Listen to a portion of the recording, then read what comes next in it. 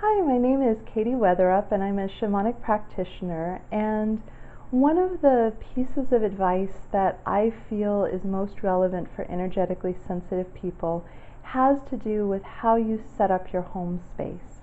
And a lot of people who've, engaged even lightly in the metaphysical community understand that waving around some sage or some Palo Santo or playing some sound or doing something that clears the space makes it feel better, and that's nice. And I'm a huge fan of space clearing, but I want to talk about not so much the energetic hygiene, because I think that that's well covered. There are a lot of ways to do it. There are a lot of resources, extremely accessible for beginners. If you're going to wave sage around, just remember to open a window so the stuff that you're clearing out, whichever smudging technique you might be using or any approach, has some place to go. But what I really want to talk about is the energetic protections that we have on our home, because I see this less represented, and I think it's a really important piece. And so as humans in the modern era with our house building, we've gotten incredibly good at controlling how much of the outside world comes into the inside. So we have windows, we have curtains, so you can control how much light. We have windows that close, we have screens, we have doors that lock, we have all this very carefully maintained control of how things move in and out of our space physically. From mosquitoes and tiny bugs to critters in the area to humans walking around. There's a very strong defining of how the physical world moves in and out of our space. And I would argue that for energetically sensitive people, it's equally important to determine how energy moves in and out of your space. And especially for those people living in an urban environment, there's a lot of energy with everybody's hopes and fears and good days and bad days, and having all of that move through your space unchecked will put you in a constant low-level energetic stimulation.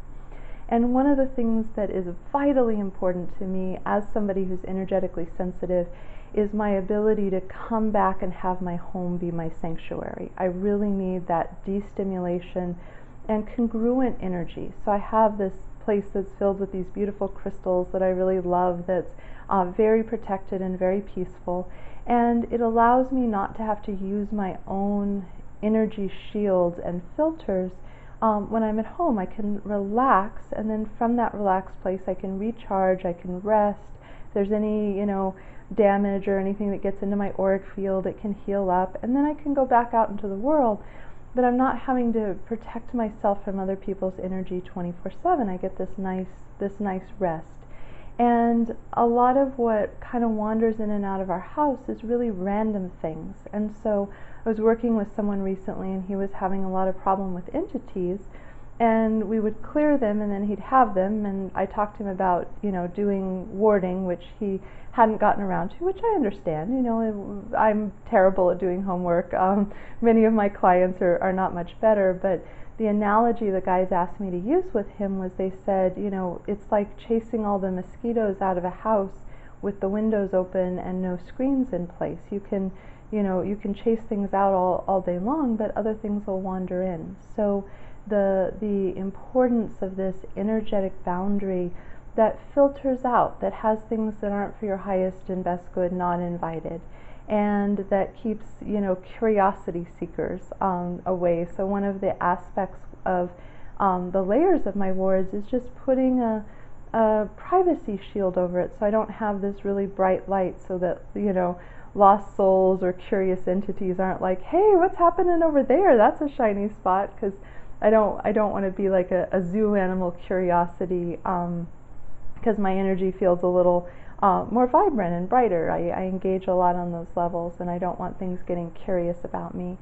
And so it's really important for rest. It's really important for getting peaceful congruence. It's really important for allowing your energy field to be less stimulated.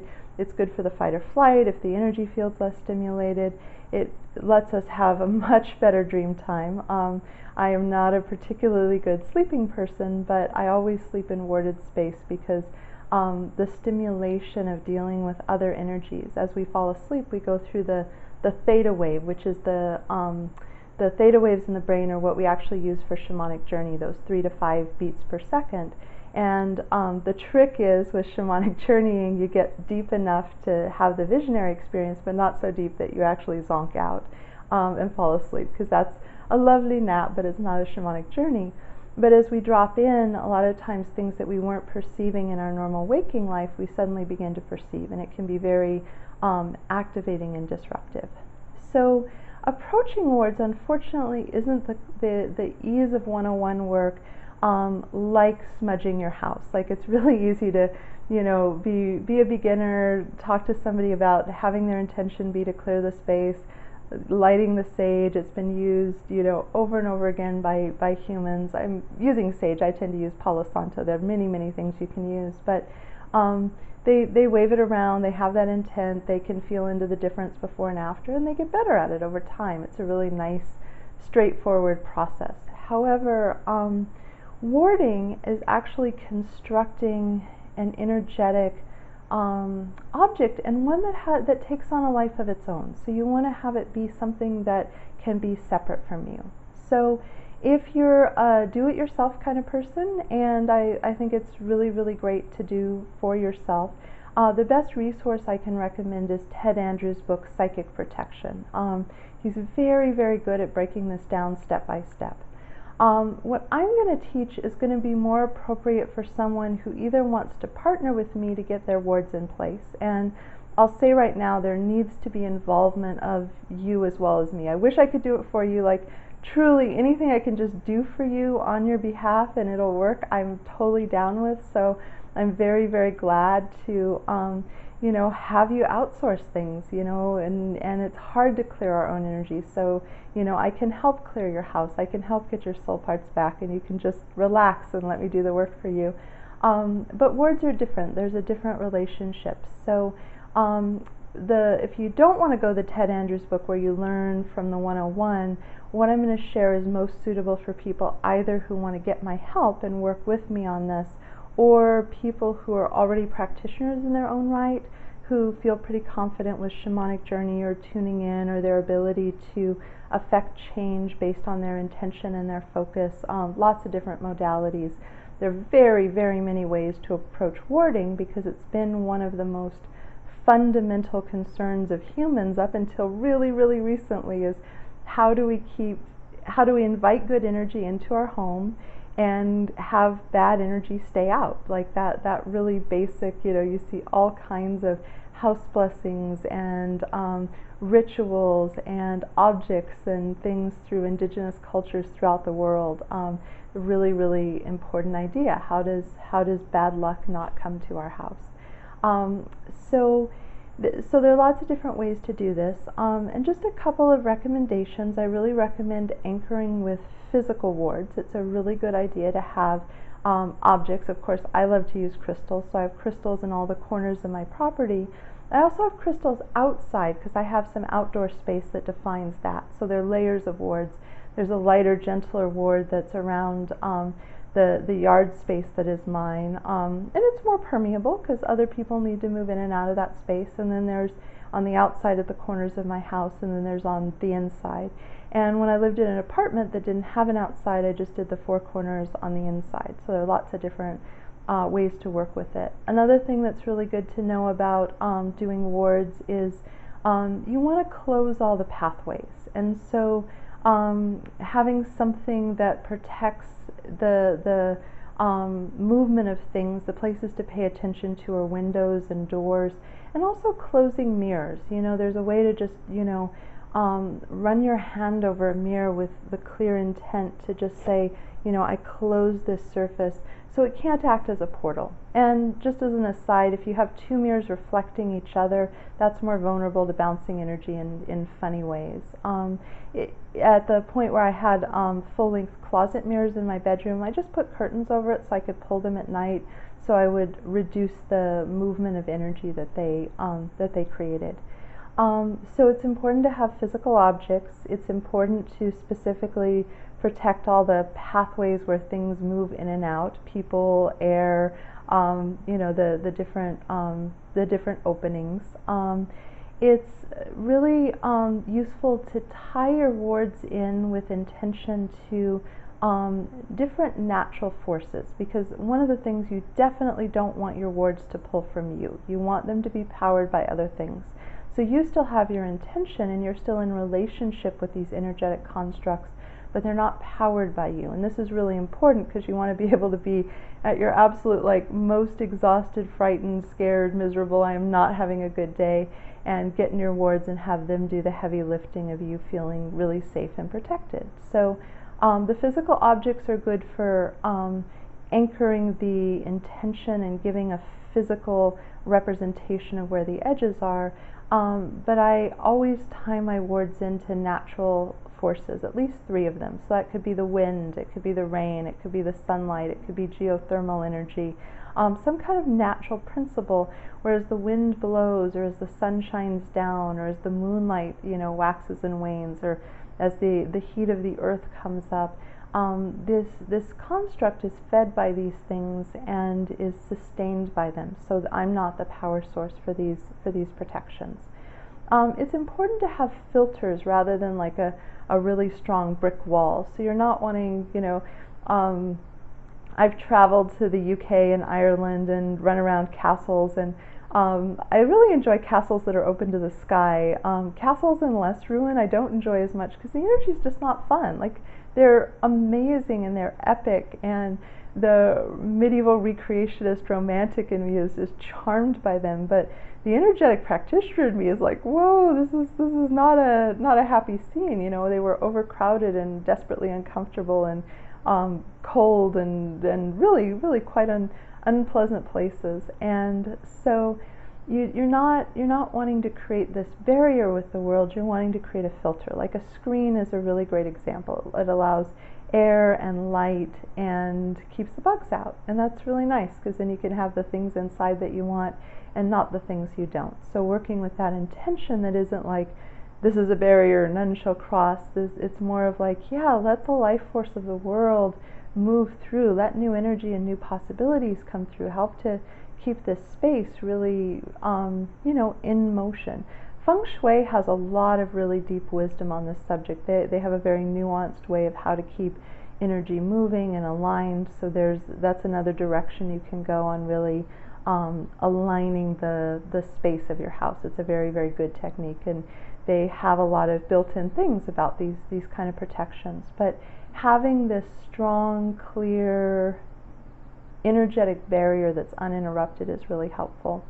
And one of the things that you can work with this is just the most basic starting place is if you create a ball of energy in your hand in a beautiful circle, and then you just call in the guides and ask them, with your intention and focus, it gets bigger and bigger and bigger and bigger until it just flows out and encompasses your house, and then it can adjust, because it's very good to have the wards line up with the physical walls, being in the same shape as the house. Sometimes people do spheres, but I'm a fan of having the energetic barriers coincide with the walls, and then you can anchor physical objects to support them, tie that bubble into the natural world, and you've got a really, really good start. And again, if you're a bit of an advanced practitioner, you'll have this experience where you can tune in and feel into it. A lot of what I feel that I bring to the table as a highly experienced shamanic practitioner isn't just the fact that I can affect change with my will, but that I can go back and check my work. So I move something or I adjust something, and then I can feel into whether it really is different in the way that it should be.